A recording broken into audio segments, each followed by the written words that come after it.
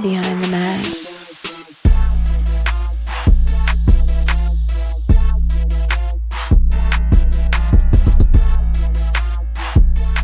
What up, my boy? Good to see you, dog. So, what's good, family? Another day in paradise. You know what it is. And it's time for another episode. So we got a conversation we need to talk about. Let's do it. Let's get to it. Two of the all-time greatest GOATs that goes by the name of Nick Saban and also Bill Belichick decided to hang it up. They decided to take the whistle off the neck, hang it up on the door and say, you know what? I'm out of here. Yeah, about to do something else now. Yeah, they about to do something else for sure. And I think we really should start. Let's start with Bill Belichick first. The reason why I say that is because you go back and look at in the rearview mirror. 2023, he finished the season with the 4-13 record. Worst record they had since 1992. Throughout his 24-year tenure at the Patriots, he had 20 winning seasons. The last 4 has been kind of boo-boo. Won 6 Super Bowls, straight up dynasty. He's only a few wins away, reachable wins away when it comes to setting the all-time winning mark by a head coach. Don Shula holds that record.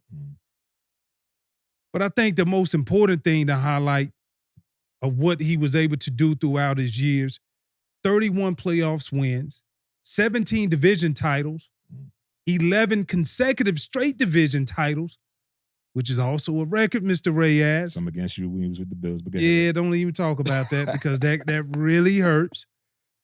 But so it really leaves, for me, as I read off all of that, how did it fall off so bad? Yeah. Well, Tom Brady departed. He covered up for a lot of what they didn't have. And that's the reason why they pay quarterbacks the money that they do. Why? Because you could take a marginalized player and turn him into a good player, and you could take a good player and help him turn into or develop into a great player. It's only a few generational talents. Fact. Cam Newton said that. Fact. So you look at what some of the problems were. A decade of draft struggles, not being able to hit on the right players. I think about Mac Jones when they drafted him in 21, had a decent rookie year. 22, they decided to do something different. Bill Belichick decided to bring in Matt Patricia and also Joe Judge to lead the offensive side of the football. Now, keep in mind, neither one of them had no NFL experience at leading an offense. It's a tough place to put a young rookie quarterback, lottery pick too, also as well. So for them, the big thing is where do they go now? You know, you hear reports of Gerard Mayo, but I have my thoughts. I want to get it from you. Why do you feel like it was time for Robert Kraft to move on and say, you know what, let's cut the bait? It's been great while we've been working with each other. Yeah. I think it's been a long time coming, to be honest with you, because some of these things the rumors were kind of rearing their heads when the Patriots were winning, when Tom Brady still was there. But then what would happen? They win another Super Bowl. Talking about is the marriage made in heaven between Tom Brady, Bill Belichick, Robert Kraft, is it coming to an end? Then they win another Super Bowl. But now it's to the point where, like you said, the last 4 seasons since Brady left, they haven't even sniffed the playoffs. So when you look at that, and if you were a team owner in your last 4 years in today's climate, today's NFL, regardless who the coach is, y'all ain't coming close to making the playoffs. You're not really contesting to win a division anymore. Things are not looking the same. And you've been there 20-something plus years, regardless of who the coach is. You see what they just did with Pete Carroll. He won a Super Bowl with the Seahawks, took the Seahawks to a second Super Bowl, hadn't won in some time. At what point do you say, you know what, it's probably time that we cut bait? Not only because it's just your head coach, but he's the head coach and general manager. So you made the point earlier that he is drafting the players that he's drafting because he's the head coach, but he's also the general manager, right? So all the player personnel, he's responsible for that, as well as all the coaches.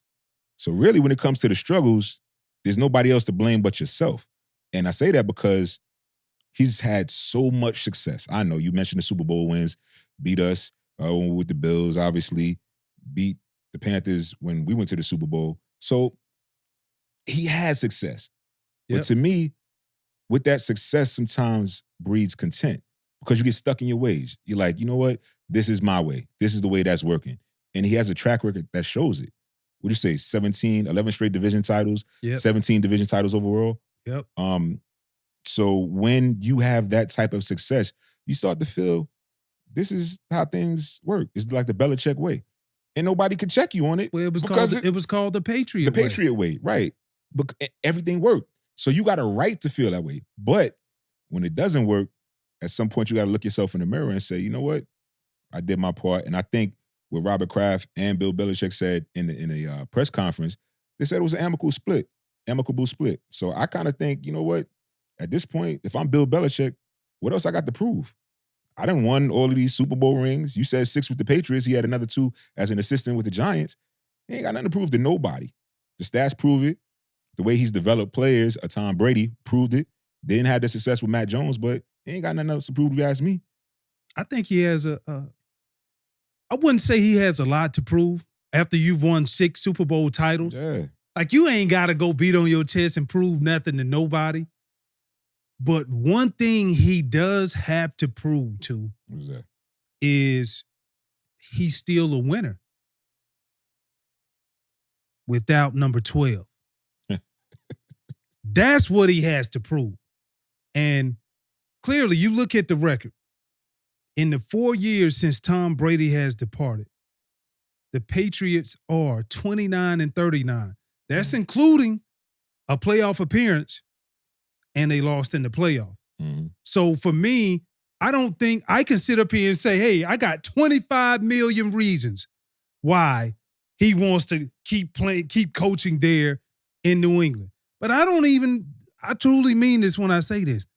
It ain't about the money with him at this point. It might be with Mr. Kraft. It is definitely with Mr. Kraft, but it ain't so much about the money. I think as a ultimate competitor and a person who's always trying to find an edge, which you know that clearly when y'all played against him in the Super Bowl against the Panthers, he's going to make sure he does everything he possibly can. Absolutely.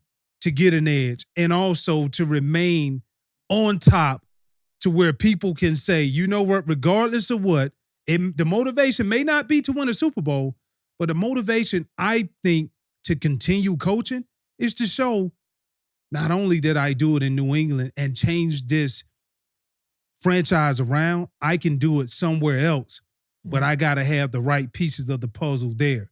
And to see that he only went 29-39 when Brady left, like, that bothers him. Yeah. And then, like, people like you and I, you got people on other platforms who are saying the same thing. So I think when you talk about having something to prove, I wouldn't say big picture, but I would definitely say this definitely could be a box that I can check off before I leave the game just to shut y'all ass up.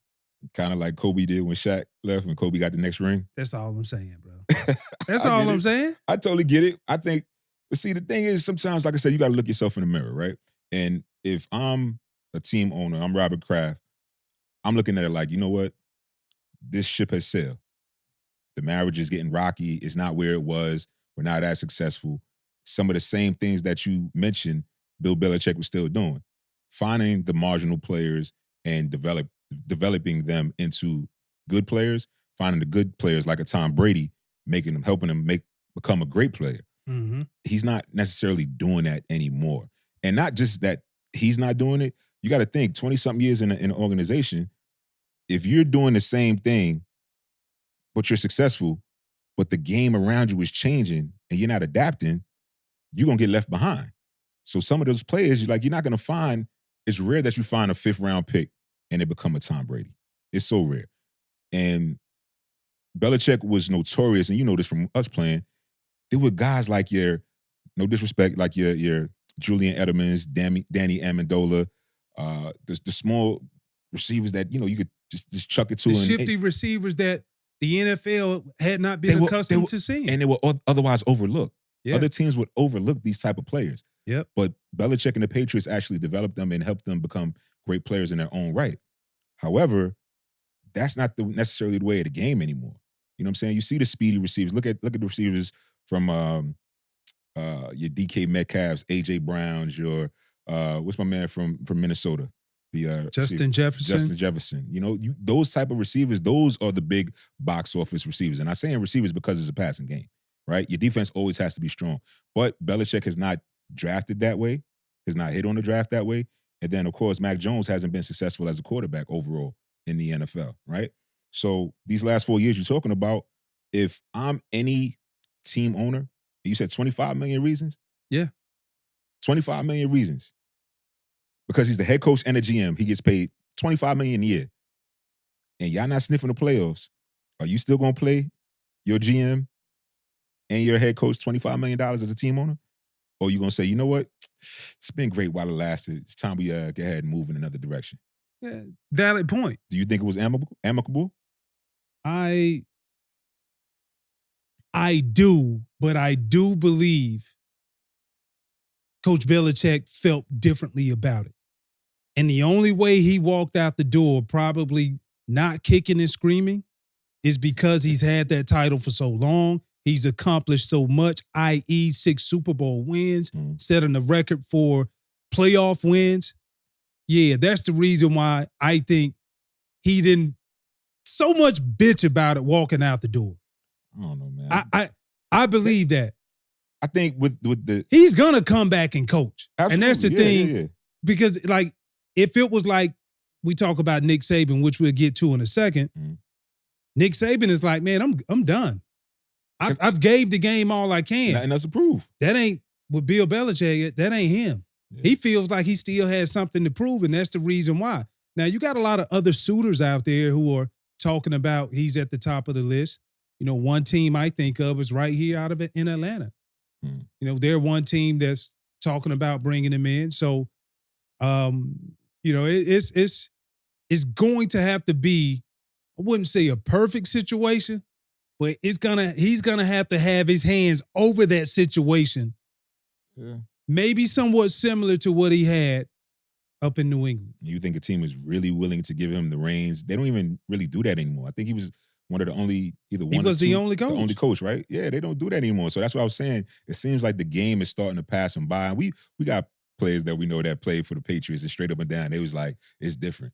Like, you can't scout the same way 20 years ago when you were winning. And don't get me wrong, they literally just won the Super Bowl, 5 seasons ago? Yeah. So, but in that time span, things have been changing. The game is evolving. The game is changing. And again, in my opinion, if you kind of stuck in your ways of what works for us and it no longer works, if you're not willing to change, then the change is going to be around you. And I think that's what's happening up in New England. So it is what it is. Well, who should we give more credit to? Yeah, we talked about this a couple of seasons Bill ago. Belichick? For the success? Or do we look at Tom Brady as the real reason why everything landed the way that it did? You know what? I think we talked about this, I think, season 2. Yep. And I want to say I said Belichick. Yeah, right? you did. I said Belichick. You did. Hindsight, you were right. Don't get gas. You were right. I think now, looking back, because Tom Brady won without Bill Belichick. You know what I'm saying? So with that being said, yeah, I can say it was Tom Brady now. Yeah, not even so much just because Brady won a championship when he left. It was more so of, like, look at the body of work in the past 4 years. 29 and 39. Yeah. Like, you haven't even gotten a playoff win. Yeah. So, like, and then this past year, that was the lowest amount of points that they average scoring. And that's unheard of. Yeah, that's what I'm saying. And you go out and you draft key players, especially at the quarterback position, Mac Jones, and you still don't get the production and you don't get the development more than anything. So for me, I would be a little concerned if I'm any other GM or owner saying, hey, I want to give you total control, full ownership over everything, full autonomy over everything to allow you to kind of create what you did there. Yeah. The previous years just don't show it too. Yeah, I'm not a team owner, but I ain't doing it. Like, you it's almost like when we got drafted, they say you got to separate your agent from your financial advisor. You know what I'm saying? You don't want too much control in one particular entity. So it's like, nah, I wouldn't do it. Yeah. All right. Well, I'm glad you admitted that. Wish him the best. Like I said, he beat us. Patriots knocked us out of the playoffs when I was with the Jags. Beat us in the Super Bowl. Yo, dude, to me, he ain't got nothing else to prove. He's won. He's successful. If he were to retire today, what you gonna say? These last 4 seasons really impacted his legacy? Nah, the man is a winner. So gotta give him his props. No disrespect. The thing that I appreciate about him most, playing against him, it was more so of you don't just show up, get the game plan, and play. You had to understand what weaknesses you had as a player, what weaknesses you had as a team, and you had to think of it in its totality and understand how will they attack us. And that was going to be the game plan from Bill Belichick. And I know we talk about Tom Brady, the GOAT, out of him and Belichick or whatever, but point is and point being is this. He put structure in with the Patriots that allow every player or made every player have accountability. You come in the meeting room early in the week, you could be asked a question on Wednesday, first work day of the week. What's the number one run plays? What are the 3 top passing plays they like to do in third down and second and 6? Let's go 6 to 9. Then let's go 10 yards and plus. If you can't answer that, he is going to embarrass you. Yeah. I salute him for being able to raise the bar in that manner because it allowed everybody to get an opportunity or to see and have that opportunity to say, you know what, this is what greatness or this is what high organizational skills look like. And if you want to beat us, you better check your own closet because we gonna see exactly what you can't do and we gonna unleash it in the first 15 plays. Absolutely. And it worked for so many years. And I think about you were going back to the Super Bowls and everything. One last thing on Bill Belichick, though. I remember back when we were still playing, towards the end of my career, the homie Derek Burgess went up to New England after he led the Sacks in Oakland and everything. This is around the time they had Randy Moss up there too. So imagine he told me this story. Imagine you're on the way to practice, right? But a huge snowstorm comes in. So you call to the facility and say, yo, I think we're going to be late because there's a snowstorm. Randy Moss comes in, Belichick pissed, not because he comes in a snowstorm, but because he's late in a snowstorm. Sends Randy Moss home. Yeah, Derek Burgess was published. Well, that was published. Derek Burgess comes in, barks on him. Burgess, you know him. He like, yo, who the hell you talking to? Well, you can go home. He said, I'll go. Leaves. So you send 2 of your all-pro, Pro Bowl players home because of a snowstorm. And this is back in 2010 now. Can you do that in 2023, 2024? Absolutely, you can. You can as a coach? Yeah, you can. You can do whatever you want to. The game has changed, bro. The game, especially, you know why he could do it then? Because they were winning. You just saw Jameis Winston call. They was in victory. It was in victory, and he called the running back, called the play for the running back to score his first touchdown of the year, Williams. Why? Because they were losing. When you're losing in this climate, in today's NFL, you can't do that. You can't, players have so much more power today in the NFL. Nah, you can't do that, man. You can't send nobody home because of a snowstorm, bro. Your voice is louder, but can they do it? Absolutely, they can.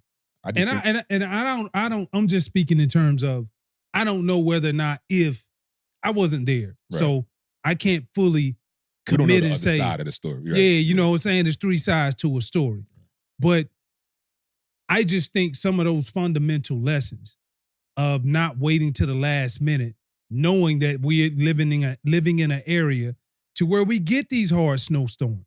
I remember when we were in Buffalo, you and I, it was one time you don't know how much snow gonna hit the ground. Right. You may get 24 hours to know it's coming with the lake effect. Yeah.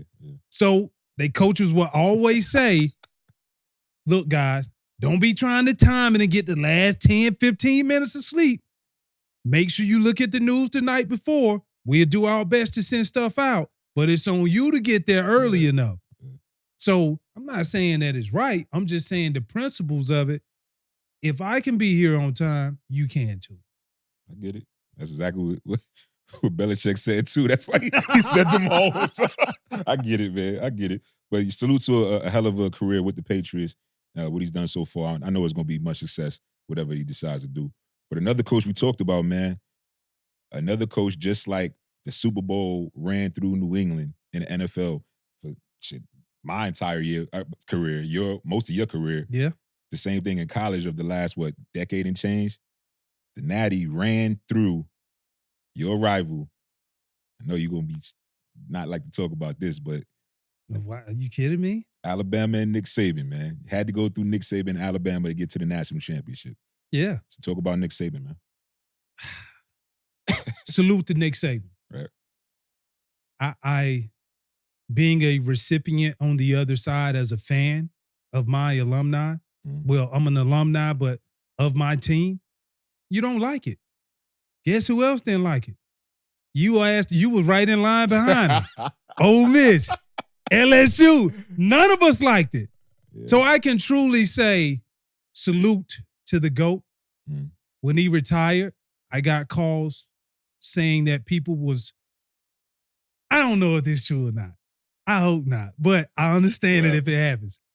They were wrapping Tooman's corner with toilet tissue, tradition known in Auburn after you go out and you win a game.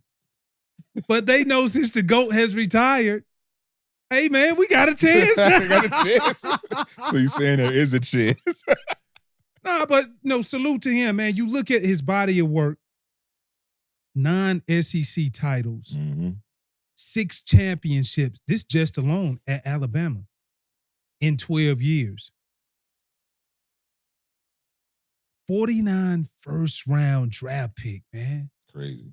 Throughout his entire college career. Like, he is the epitome of, I'm going to go out and I'm going to evaluate and find the right players. That's one thing. I'm going to go out and create and establish a relationship with the right players.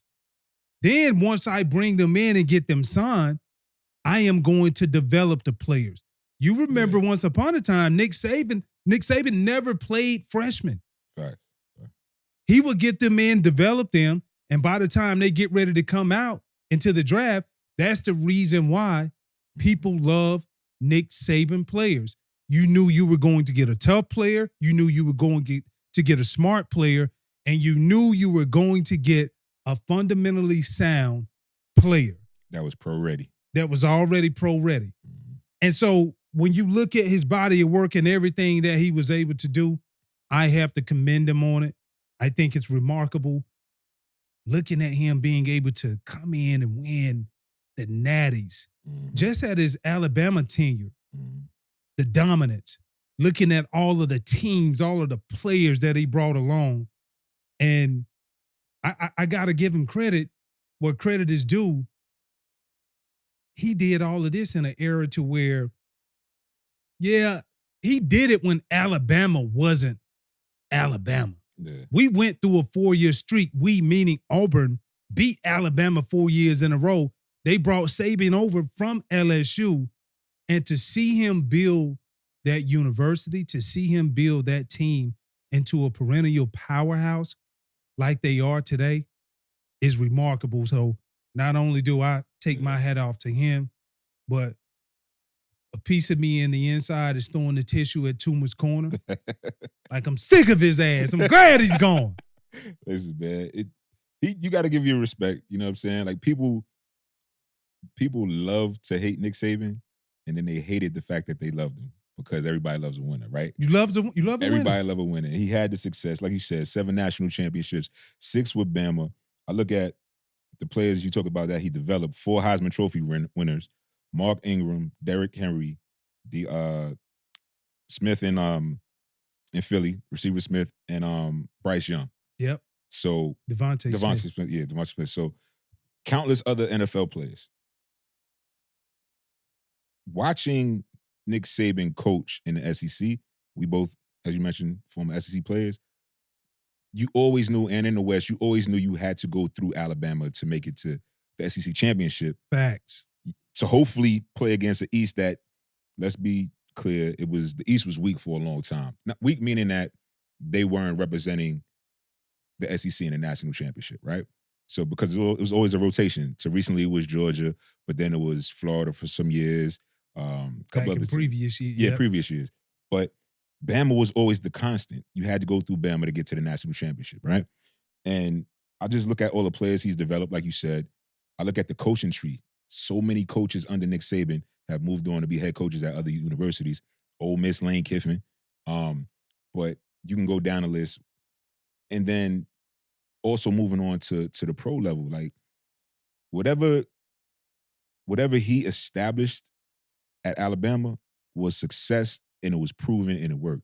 The coaches made it to the league, players made it to the league, and they all have had success, man. Yeah, like, even this coaching tree. The coaching tree is crazy. As you mentioned. Crazy. So I think about that, and I got my opinion, but with all of that success, similar to a Bill Belichick, for so long, why do you leave?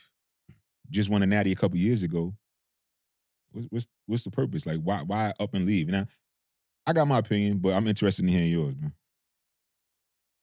I think it was Coach Saban was just, he had gotten to a point to where he was sick and tired of the rules or the lack thereof when it comes to the NIL. And this was one of the years to where I can truly say, watching him coach and go about his daily or weekly routine, in previous years, he would be in like very bad moods. Mm-hmm. Also go off on some reporters for asking questions that we thought was a good question. He may deemed it as a dumb question. But he displayed a lot of patience. Mm-hmm. And I think a lot of that, and he alluded to it, was just simply due to the NIL. Well, what particular in the NIL? Players having the opportunity or the ability to negotiate when they haven't done anything on a college level. Mm-hmm. So really, they're coming in entitled. Now, yeah, you earned the position as a high school player to be picked. I get you with that. But what burnt him up was now the level, the playing field has been leveled. Mm-hmm. Meaning, I just can't go in and say, hey, I can get you and bring you in and look at my track record. I can get you to the league and have you a first-round pick as a DB. You know what? Well, Coach, I hear what you're saying, but this school over here is offering me $400,000. Yep. Yesterday's price is not today's price, Coach. Facts. I'm gonna need $550 out of you, and then we can have a deal. Mm-hmm. That didn't work too well with Saban. Yeah. Why? School. He's old school. Why? Because the proof is in the pudding. He felt like he's went out. I've 6-time national champ. I've won all of these SEC championships. I even have my players, when it comes time for them at the end of the year to go to a bowl game, they still play for me, i.e. Bryce Young, Will Anderson. All of my guys still play for me. Why? Because they know I have their best interests at heart. And that's the type of relationship that we have. Now, all of that has been severed. Yeah. Because of the NIL deal, other teams have the same opportunity to get the bag, go in and drive the price up. And you know what? Alabama ain't the only place that I can go to the league. Facts. I can go to an Auburn. Facts. And be compensated for it. Mm-hmm. Send some money back home. So I thought that really played a big factor into him retiring, just because it's different. Yeah. You can't have the college recruiting system on autopilot. Yeah. Every day it's going to be something new, whether or not a high school kid wants more money because a rival in-conference team wants to compete. And also, it's almost like you have to date your players, even your current players that's on the roster. Yeah. With them, you may be paying a guy and another guy is jealous. Coach, I had a good game and I'm overplaying him, but you're paying him more money and he ain't going out here producing. So now you got to date this player and convince him, hey, we still love you, but this is just the economics of the game. Well, that ain't what I'm getting in my Twitter. Somebody telling me, hey, I can go over here and get this amount of bread. So I just think, man, at this point in his life, we talk about what do you have left to prove?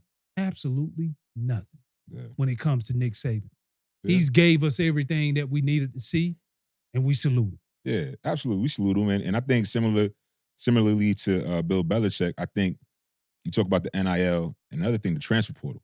I think these are some of the things that have happened outside of the program that because they've had the mystique of Alabama, because he's had every Under Armour All-American, every high school All-American, they announced where they're going. Everybody was 4-star, 5-star player, excited to go to Bama. You just assume that they were going to go to Alabama, right? So with that being the routine, the norm, and it's starting not to happen anymore, Georgia's starting to get some of those 4- or 5-star players, Auburn, Ole Miss, because of these NILs. And then even if the players do come, I think of, you talked about all the players that would stay there and participate in the bowl games at Alabama. I look at the players that say, you know what, I'm not starting anymore, or I'm waiting my time. I look at Jalen Hurts. He lost his starting job, right, to Tua. And what did he do? Transferred out. Yep. Went to Oklahoma, your former starting quarterback. So the college football landscape now, you don't have to sit there and wait a couple of years for Nick Saban to say, okay, you're ready to play. Like you said, with the NIL transfer portal, you can get up out of there, go somewhere else, and still get your bag, still get some playing time, still make the league. One of the dopest things I heard, and I don't know if it's true because I've never been there, but one of Nick Saban's recruiting tactics is when players came on a visit to Alabama, he would not only have, you know how you have the players that make it to the NFL from your university, your alma mater, and you may have a name, you might have a picture or whatever. Right. He would have the signing bonuses of the first round draft picks. The signing bonuses, bro. So if you're a 17, 18-year-old kid coming in Tuscaloosa and you see, 3-4 years, 20-something, 30 million, whatever it might be, you like, yeah, I'm signing. Hell yeah, I'm you mean I'm to going. Tell me 3 years, this is what I'm gonna get? And that's what they selling at Alabama.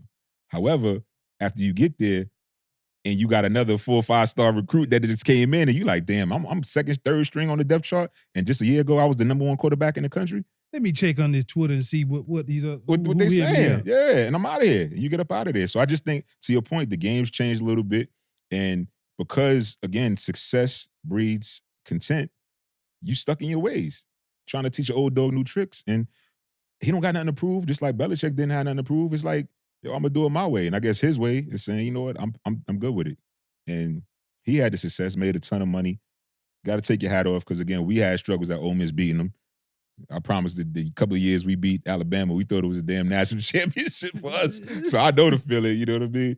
But when you got coaches like that have done so much for the game and helped so many players develop into professional players and young men, that you just got to take your hat off, like you said, bro. Is nothing negative to say. Hell, they doing their thing and they continue to do their thing. And there's so many people that still would love to be in this place. So many other coaches had opportunities from a Nick Saban to make it as a head coach at other universities or be coaches in the NFL. So I ain't getting no complaints out of me, man. He did his thing. Yeah, he did his thing. And I'm glad he going too. So Ole Miss get up there in that West, and you know what I'm saying, the way we looking right now, coming fresh off that Peach Bowl victory. We might have opportunity to get ahead and represent the West in that SEC. You're right. Heard? But I tell you what, did you get that memo that Quinshon Judkins is at Ohio State now? That's all I'm saying, bro. We ain't worried about that. That's all I'm saying. Ulysses Bentley, we good, yo. We straight. Are you feeling a certain type of way? Next. We good, man. The game keep moving. You know what I'm saying? It does. You know how it is. If somebody what Lane Kiffin say? Catch and release. Catch and release, yo. Catch and release. That's what it's about. But that's the game today. You know what I'm saying? I'm pretty sure maybe we need to talk about that in the next show, man. Talk about this college football, the landscape, the NIL, portal, how it affects guys. Yeah. I think we should. If it got Nick Saban up out of there, then we damn sure should. Yeah, you're right. You're right. I do want to end on this. Probably one of the best quotes that I've heard about Nick Saban. Not heard, but heard him say. He has a high standard for success. Mm. And his thing was mediocre people hate high achievers, and high achievers hate mediocre people. Mm. So it goes to let you know, man, the standard is the standard. Right. And Nick Saban was always relentless in his pursuit of excellence. He never got bored with the process, and he always found a way to keep it interesting for his guys. Best thing, I remember talking with a lot of guys that played for him, even guys who just be there, who go to practice, and alumni in particular. They say he's not afraid to call people out. Mm. And it's not so much attacking you and trying to kill your confidence, but if I can't address this issue to you, some of the same things that Bill Belichick does, how is it possible for you to get better? Yeah. If you can't handle constructive criticism, what are we doing here? Yeah. We just over here throwing softball, or just let me set you up to get you a massage therapist because all of these pats on the back that I'm giving you, good job. Yeah. So I appreciate that about him. So salute Coach Saban, salute. Well, we ain't gonna say Bill Belichick yet because he will be back coaching. There it is. Behind the Mask.